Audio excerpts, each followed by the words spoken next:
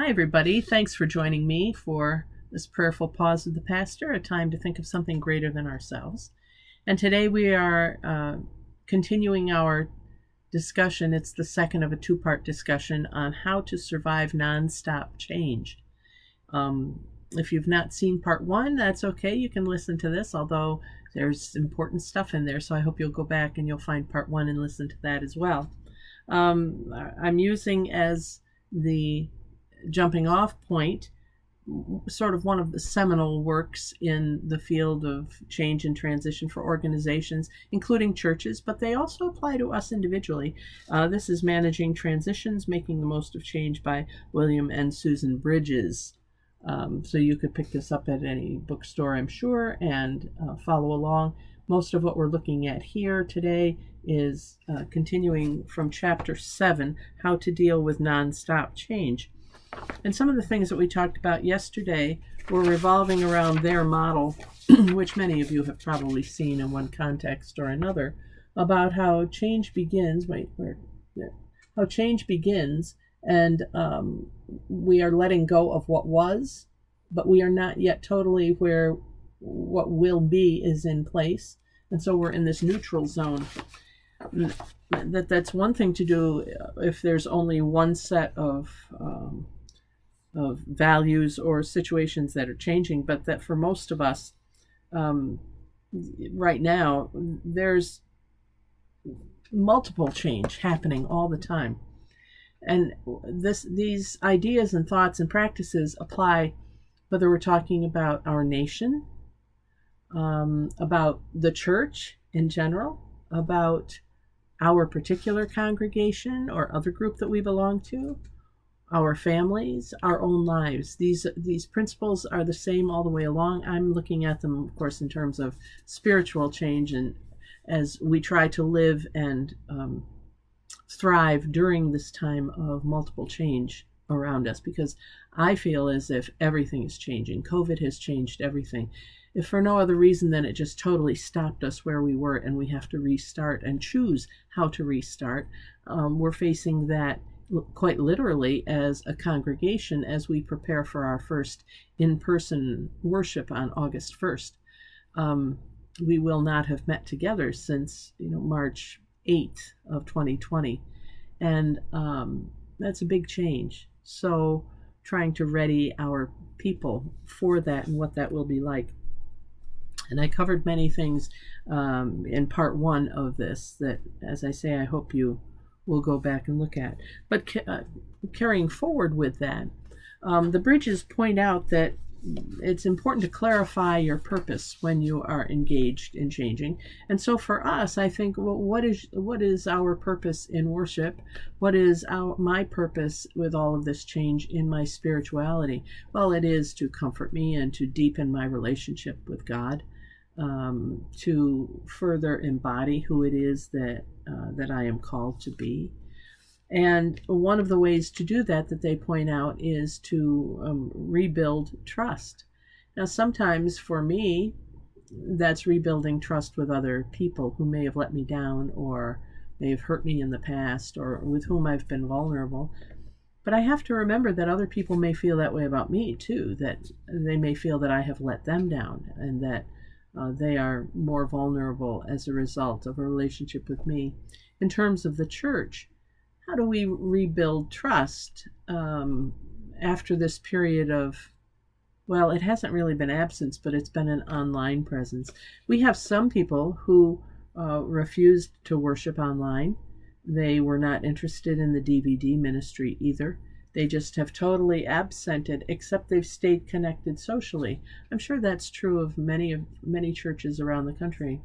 So how do we integrate those people with the ones who have remained very active, maybe through technological support? Well, he gives us 11 ideas here on how to rebuild trust. And I want to lift these up because these are true whether people are in transition or not, but it's how to build trust if you have a new relationship. Or let's say that one of your children is getting married. How do you establish a new relationship with the potential in-laws, or if your grandchildren are just getting to the point where they can really interact with you and have their own relationships, separate from their parents. How do you build upon the trust you've already established with them? Or I mean, this is so applicable to almost anything that I'm going to share with you their ideas. Some will sound very simple and obvious, like number one is do what you say you will do. Number two, if for any reason you cannot follow through on a promise, when the person explain that to the person as soon as you know it and what the problem is and how you feel about it.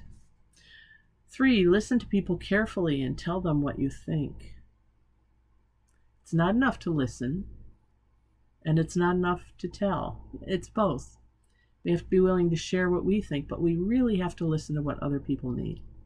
And don't be thinking about what you're going to say as you're listening to them, because then you're not really listening, right? 4, understand what matters to people and work hard to protect anything that is related to what matters to them. It's like a parent, if they're moving and they have to get downsized, they'll make sure that their children's prized stuffed animals are going to be there with them. You look at what's important in a relationship to someone and you try to honor that. Share yourself honestly is number 5. Many of us are afraid to do that. So maybe that's where we're called to our next growth spurt. 6, ask for feedback and acknowledge unasked for feedback on the subject of your own trustworthiness when it's given. So if somebody says something that's hard to listen to, don't just shut up about it. Don't just hold it close and never share that. Be willing to talk about that with others as well as with yourself. Fairly recently, I was working with a church group, and they didn't know me from Eve. And so I went through the first meeting with them, and I said, okay, I'm going to step away now, and you can end the meeting over the next 15, 20 minutes if you want. And one person said, why are you leaving? And I said, because you need time to talk about me when I'm not here. And they looked really shocked. And I said, come on, you don't know me from Eve. And you know each other and you trust each other. So I think you need to have some conversation about who is this gal and why is she talking to us and why is she working with us. And I later learned that was really helpful. I mean, I just did it because it felt like maybe that would work. It was intuitive. But I think that's right. 7, don't try to push others to trust you further than you trust them. So you got to be aware of how much do I trust this situation? How much do I trust that my church is really going to reopen? Try extending your trust of others a little further than you normally would. Just a little farther. Don't confuse being trustworthy with being a buddy. Some people are not going to be happy with the fact that we're not having coffee hour after church. That's okay. Don't be surprised if your trust-building project is viewed suspiciously. Asking people to let go of their old mistrust of managers, and you in particular, puts them into a significant and dangerous feeling transition. So recognize that, right, maybe we're not facing that right now, but recognize that this is a trying time for everybody. Bottom line is to tell the truth. The book also points out that we should sell problems, not solutions. And what that means is that all of us are living with problems in this country, for instance. If we only talk about the solutions, we never get at what's underlying the problems. But if we talk about the problems, solutions will emerge on their own. People will have ideas. It will just make sense to them. And we should be in a constant state, always, with all the changes around us, of challenge and response. We get to challenge what the problems are. We get to challenge what's going on, how we are responding. I can challenge that. And then I have to respond to it, though. It's not enough just to, throw stones at the problem. You have to come up with a solution, right? There has to be something in addition. And finally, increase the organizations, or in our case, our individuals' transition worthiness. We have to remember, going back to what we talked about in part 1, we have to remember that we've survived these kinds of transitions before in our lives. They just may be more plentiful and more rapidly upon us this time than at other times. But we can do this. Change and transition, that's part of being alive, being a human. God's got this. And God works inside us, and we've been chosen by virtue of our baptism. We recognize that. So we don't have to be fearful of change. And for those of us who say, well, I just don't like change, well, yeah, get over it. Who does? I mean, really? Don't tell me you don't like change. I don't know anybody who thrives in change, really longs for it. We all like to have what we have, but that's not practical.